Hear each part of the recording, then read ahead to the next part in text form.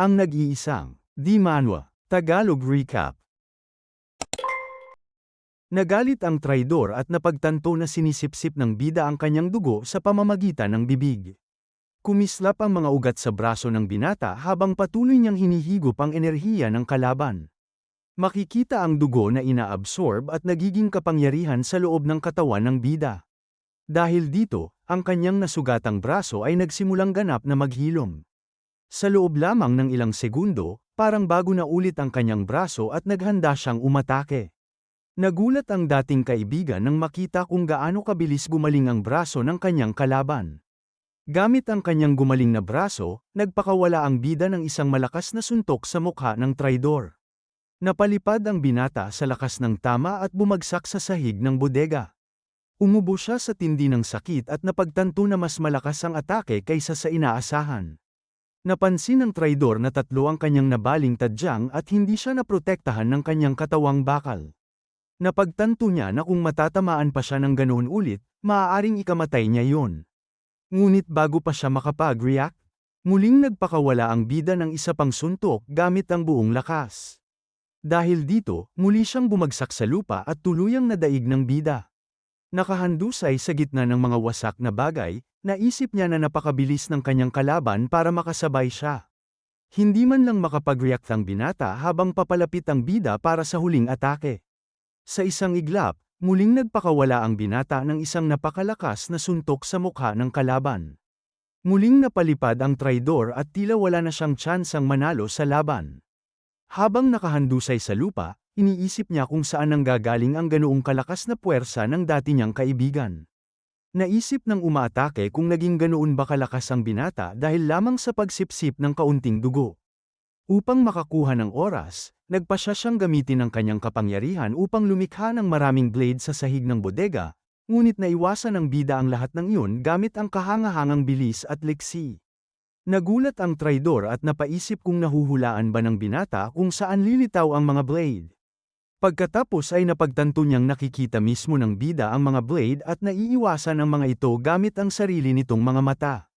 Nagtaka ang binata kung bakit napaka-imposible ng bilis ng kanyang reaksyon at kung saan nanggagaling ang kapangyarihang iyon.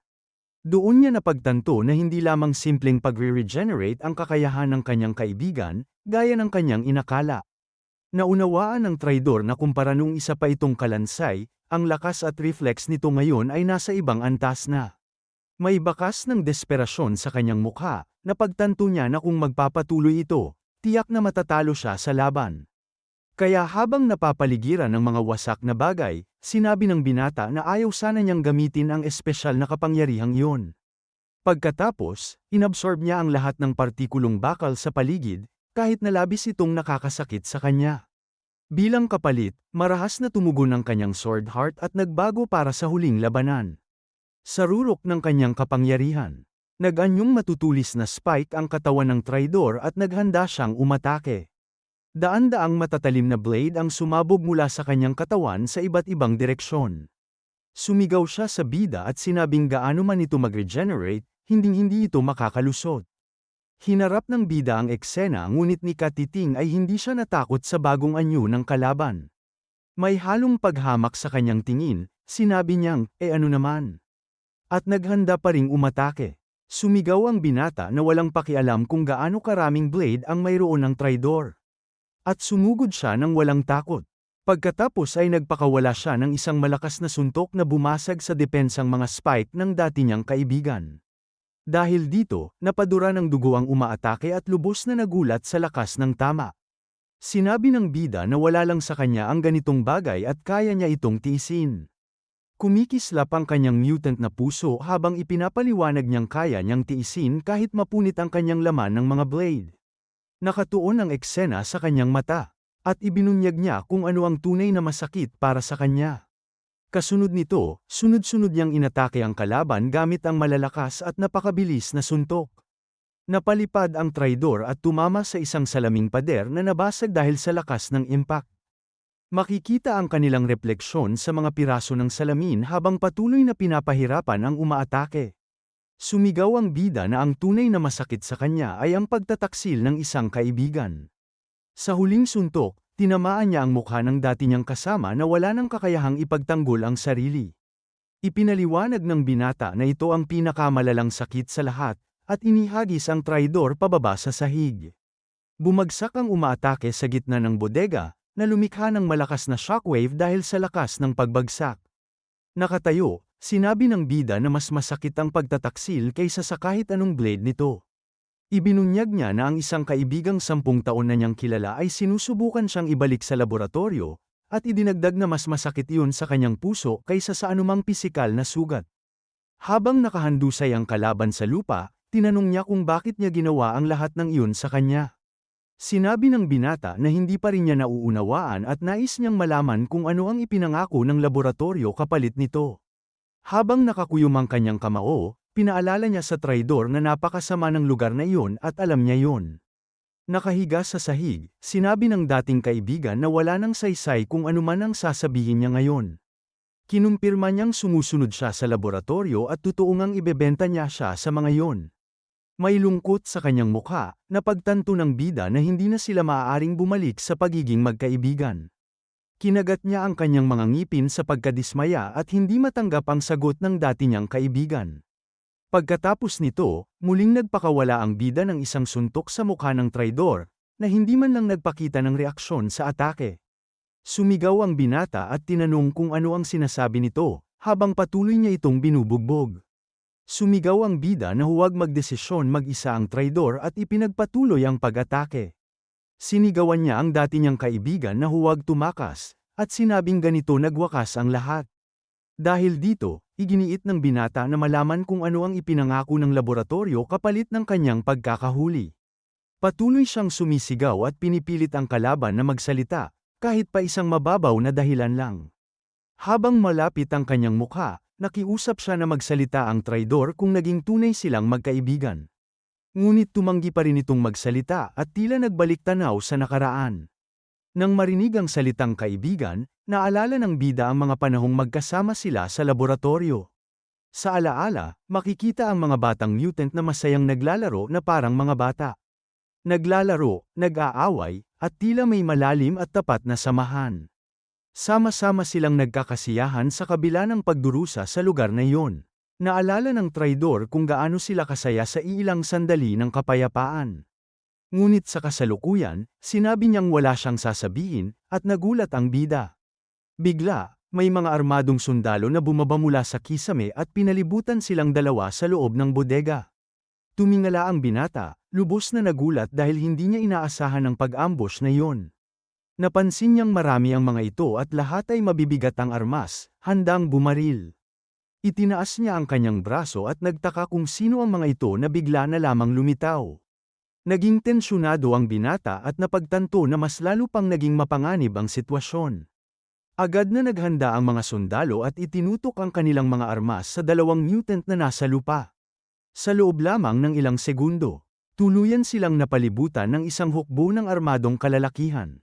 Isa sa mga sundalo ang nagulat sa radyo na may natukoy na heart mutant sa lokasyon. Nang marinig ito, napagtanto ng bida na ang mga lalaking ito ay mula sa laboratorio at siya ay kinabahan ng husto. Naalala niya ang araw na siya ay tumakas at kung paano siya hinabol ng mga parehong sundalo. Noon, brutal siyang inatake at wala siyang pagkakataong makadepensa. Pinalibutan siya ng maraming tao at walang tigil na pinaputukan upang hulihin at ibalik siya. Dahil sa alaalang yun, labis siyang natakot at napagtanto na kailangan niyang makaalis doon. Walang pag-aalinlangan, binuhat ng binata ang katawan ng dati niyang kaibigan at naghanda na tumakas. Pagkatapos, binunot ng bida ang isang metal na tubo mula sa sahig upang gamitin bilang tulak sa kanyang pagtakas. Gamit ang tubo, inilunsad niya ang sarili pataas ng may kahangahangang lakas upang makalabas sa pagkakakubkob. Buhat ang traidor sa kanyang balikat, tumalon siya sa ibabaw ng lahat ng sundalo upang makatakas. Nang makita ito, sumigaw ang mga sundalo na tumatakas ang mutant at agad siyang hinabol. Habang pasan ng dati niyang kaibigan, malakas siyang bumagsak sa metal na sahig ng bodega, ngunit halos wala na siyang oras huminga dahil napapalibutan na siya ng mga sundalo mula sa lahat ng direksyon. Isa sa mga lalaki ang nagulat na naharang na ang ruta ng pagtakas ng mga mutant at naipit na sila. Habang hinihingal, napagtanto ng binata na wala na siyang matatakbuhan at lalong lumala ang sitwasyon. Mula sa itaas, makikitang lubusan siyang napapalibutan ng 12 dosenang armadong sundalo. Pagkatapos, nagpakilala ang leader ng grupo bilang si Jin-ok at inutusan ang lahat na manatiling alerto. Nagbigay siya ng utos na paputukan ang mga mutant kung lalaban ang mga ito sa pagkakahuli sa anumang paraan. Kinabahan ng husto ang bida dahil kapag nahuli siya, ibabalik siya sa laboratorio. Naghanda na ang leader na ibigay ang huling utos upang tuluyan ang tapusin ang sitwasyon. Ngunit bigla, may kamay ng isang babae ang humawak sa kanyang radyo at pinutol ang kanyang komunikasyon. Isang elegante at autoritatibong babae ang lumitaw at hinarap siya ng may seryosong tingin. Nagpakilala siya bilang leader ng Special Mutant Task Force at inangkin ang pamumuno. Nagulat ang leader at hindi maunawaan kung paano biglang lumitaw roon ang kilalang si Song Hai-in. Nagulat din ang iba pang sundalo at nagtataka kung ano ang ginagawa ng leader doon. Dahil dito, iniutos ng babae sa lahat na ibaba ang kanilang mga armas at itigil agad ang pagpapaputok. Sumunod ang mga sundalo, at nanatiling nakatayo ang bida, hindi maintindihan ang nangyayari. Lumapit ang babae sa binata nang may kumpiyansa at kalmadong ekspresyon. Sinabi niyang siya nga si G.O., at nagulat ang binata na alam nito ang kanyang pangalan. Pagkatapos ay pinakalma niya ito at ibinunyag na pumunta siya upang tulungan siya dahil narinig niya ang lahat mula sa kanyang nakababatang kapatid. Nabigla ang bida at napagtanto na siya lamang ang maaaring nakatatandang kapatid ng kanyang kaibigang si Haiji. Kinumpirma ito ng babae at sinabing ang kanyang pangalan ay Song Hai-in, at ikinagagalak niyang makilala siya roon. Kasama ang ate ng kanyang kaibigan, lubos na nabigla ang bida sa sitwasyon. Naisip niya kung paano bigla na lang lumitaw ang ate ni Haiji upang tulungan siya. Pinakalma siya ng babae at sinabing huwag mag-alala dahil siya na ang bahala sa lahat doon. Pagkatapos ay humarap siya sa mga sundalo, at kinumpirma ng isa sa kanila na naroon siya dahil sa insidente. Dahil dito, inutusan ng leader ang mga ito na harangan ang pagpasok ng mga sibilyan at tawagin ang mga paramedic. Ngunit bigla, sumigaw ang leader ng kabilang grupo at pinahinto ang lahat. Kinwestiyon niya ang babae at tinanong kung binabaliwala ba ng Special Task Force ang mga pangunahing protocol. Tinitigan siya ng dalaga ng malamig habang sinasabi niyang nauna nang dumating ang kanyang grupo at sila ang unang kumuha ng kontrol. Ipinaliwanag naman ng babae na sa kaso ng isang wanted na mutant, sila ang may prioridad. Dahil dito, ipinakita ng lalaking kasama niya ang warrant of arrest at ang file ni Lee Chae-won. Tumawa ang leader ng kabilang grupo at sinabing tila mali ang pagkaunawa nito sa sitwasyon.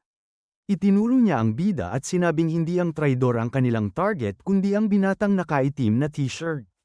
Ibinunyag ng lalaki na sinuri niya ang mga kamera at nalaman na ang binata ay isa ring hindi rehistradong mutant. Dahil dito, nabigla ang bida at napagtanto na natuklasan na nila ang kanyang pagkakakilanlan. Ipinaliwanag ng leader na ang mga hindi rehistradong mutant ay itinuturing na sibilyan at sakop ng kanyang jurisdiksyon. Pagkatapos, inutusan niya ang kanyang mga tauhan na itutok ang kanilang mga armas sa binata upang siya ay agad na arestuhin. Natakot ang binata nang muli siyang mapalibutan at hindi niya alam kung paano makakatakas. Naging desperado siya at nag-isip kung ano ang maaari niyang gawin sa ganoong kapanganib na sitwasyon. Ngunit bigla, ginamit ng ate ng kanyang kaibigan ang kanyang kapangyarihan at kumislap ang mga armas ng mga sundalo. Nalito ang mga lalaki nang magsimulang maghiwa-hiwalay ang mga armas sa kanilang mga kamay ng kusa. Sa isang iglap, tuluyang nasira ang lahat ng armas dahil sa kapangyarihan ng babae. Nagulat ang mga sundalo at nagtaka kung paano agad nasira ang mga ito. Pagkatapos, napagtanto nila na ito ang kakayahan bilang mutant ng leader na si Song Hai-in. Sinabi ng babae na tila hindi pa rin nila nauunawaan ng tama ang sitwasyon. Sa galit, sumigaw ang leader at tinanong kung bakit niya ginamit ang kanyang kapangyarihan laban sa kanilang mga kakampi. Walang pag-aalinlangan, itinaas siya ng dalaga sa ere gamit ang kanyang kapangyarihan at tinitigan ng seryoso. Pinanatili niya itong nakalutang at pinatahimik upang hindi na ito makialam sa kanyang mga plano. May malamig na tingin, ipinaliwanag niya na ang insidenteng ito ay isang espesyal na investigasyon tungkol sa Hermes Lab. Nabigla ang leader nang marinig ang pangalan ng laboratorio at napagtanto ang bigat ng sitwasyon. Pagkatapos, sinabi ng babae na tumingin siya sa paligid at ipinakita na wala na itong kapangyarihan doon. Itinuro niya ang wasak na bodega at sinabing iyon ang resulta ng kanilang labanan. Napagtanto ng leader na kung ganoon kalakas ang dalawang yon, sila ay mga high-risk na mutant. Naunawaan niya na sila ang mga test subject na pinag-aaralan ng Hermes Lab. Sa takot, sinabi ng lalaki na kung makikialam sila, malalagay sa panganib ang kanilang mga buhay. Pagkatapos, dinala ng mga sundalo ang sugatang traidor at sinubukan silang pigilan ng bida. Tinanong ng binata kung saan nila dinadala ang dati niyang kaibigan at sinubukang lumapit, ngunit pinigilan siya ng isang lalaki at ipinaliwanag na isa siyang kriminal na hinahanap nila. Nabigla ang bida nang makita niyang nilalagyan ng posas ang kanyang kaibigan at napaisip kung ano ang nagawa nito. Sinabi naman ng lalaki na kailangan din ng bida na magbigay ng pahayag tungkol sa nangyari. May ngiti, ipinaalam nito na magkakaroon ng binata ng pribadong interview kasama ang leader ng grupo. Kinabahan ng husto ang binata sa ideya ng interview kasama ang ganoong nakakatakot na babae. Lumipat ang eksena sa isang interrogation room kung saan naghihintay ang babae upang kausapin siya. Nakaupo sa mesa, nanginginig sa takot ang binata habang tinitignan siya ng ate ng kanyang kaibigan na may ngiti. Sinabi nito na huwag siyang kabahan dahil tinawag lang siya upang magtanong ng ilang bagay. May seryosong tingin, ibinunyag niya na sinusubaybayan ng kanyang grupo ang Hermes Lab. Sinabi ng babae na nalaman niya mula sa kanyang kapatid na nakulong siya roon at nakatakas 3 taon na ang nakalipas. Pagkatapos, ipinakita niya ang isang file na naglalaman ng datos ng lahat ng kaibigan ng binata mula sa laboratorio.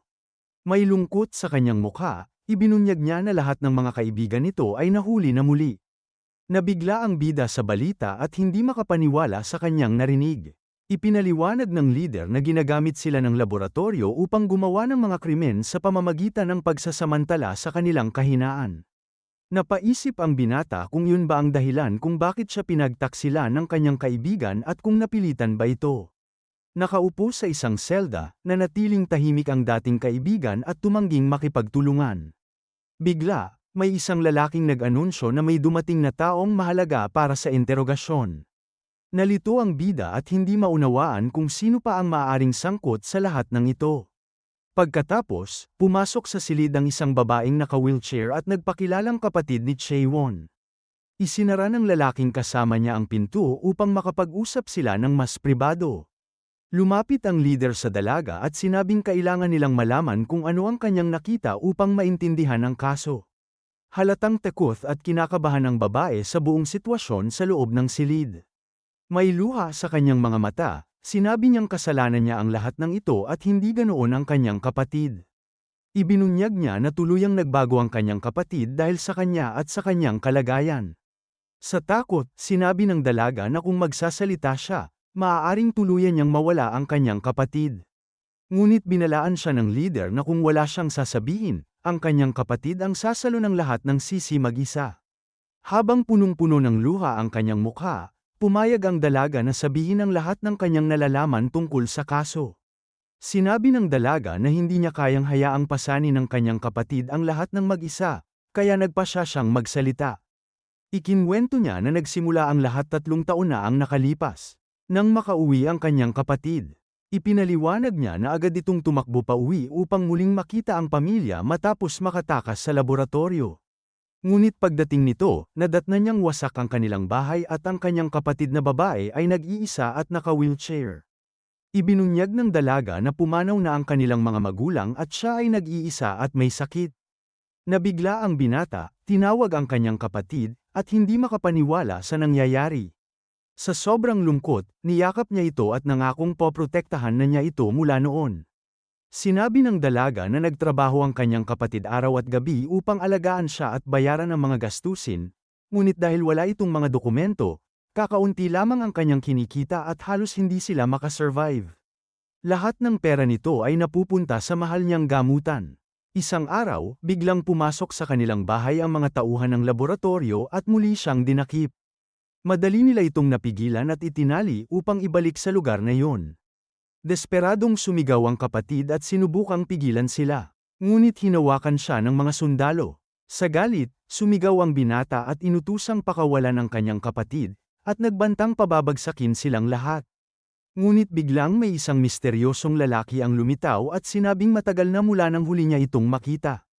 Ibinunyag niya na hindi na nila ito ikukulong at bibigyan pa nila ito ng pera at pagkakakilanlan.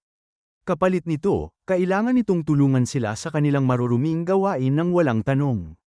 Sinabi ng kapatid na ang laboratorio ang nagbayad ng lahat. Ngunit kapalit nito ay hindi maaaring magsalita ang kanyang kapatid. Umiiyak, sinabi niyang hindi niya alam na gumagawa ng krimen ang kanyang kapatid dahil sa kanya at sinisisi niya ang sarili. Sa interrogation room, tahimik na pinakinggan ng bida ang buong kwento. Naunawaan niya na ginawa ng kanyang kaibigan ang lahat ng iyon upang makakuha ng gamot para sa kanyang may sakit na kapatid. Nang matapos ang testimonya, inakay ang dalaga palabas habang tinutulungan siya ng lalaki sa wheelchair. Sinabi ng leader na kahit marangal ang motibo nito, hindi pa rin nagbabago ang katotohanang tinangka siyang ipahuli. Binalaan niya na kung nagtagumpay ang plano nito, babalik na sana ang bida sa laboratorio. May seryosong mukha, sumang-ayon ang binata, at sinabi ng babae na mapaparusahan ang kanyang kaibigan sa mga krimen nito. Pagkatapos, inalok niya ang bida na makausap ang kanyang kaibigan sa huling pagkakataon bago ang lahat. Nanatiling tahimik ang bida at tila pinag-iisipan kung tatanggapin ang alok. May mabigat na loob, pumayag ang bida at hiniling na tawagan ang dati niyang kaibigan. Pagkatapos, kinuha ng binata ang telepono at tahimik na naghintay na sagutin ng kabila ang tawag. Sa kabilang linya, sinabi ng traidor na alam niyang nakikinig siya dahil sinagot niya ang tawag. Kinumpirma ito ng bida at sinabing narinig niya ang buong kwento ng nangyari. Ipinaliwanag niyang nalaman niya ang tungkol sa kapatid nito at ang dahilan kung bakit siya tinangkang ipagkanulo. May sakit sa loob, tinanong ng binata kung bakit hindi man lang nagsabi ang dati niyang kaibigan noon pa. Sa kabilang panig, napabuntong hininga lamang ang dating kasama, hindi alam kung ano ang sasabihin. Nagpatuloy ang katahimikan at naghintay ang bida ng sagot mula sa kabila. Hiniling ng bida na magsalita ito at ipaliwanag kung bakit niya yun ginawa.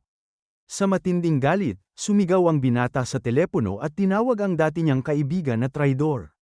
Malakas niyang ibinagsak ang telepono sa mesa at hiniling na magbigay ito ng kahit anong dahilan. Sumigaw ang binata na tinangka siyang ibenta at ibalik sa laboratorio. Inakusahan niya ito na isang walang hiya dahil nagawa nitong gawin yun sa isang kaibigan.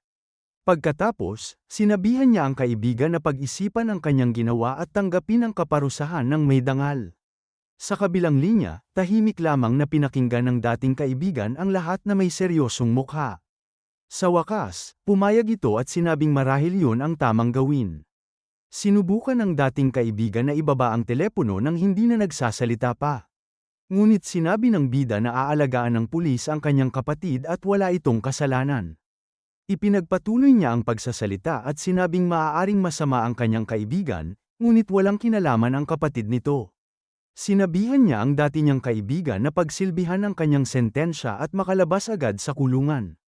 May ngiti, sinabi niyang ipagluto siya nito muli ng burger dahil masarap yon. Ibinaba ng dating kaibigan ang telepono na may labis na pasasalamat sa kanyang mga sinabi. Sa isang alaala, makikita ang maliit na kalansay na pabirong sinusuntok ang kanyang kaibigan.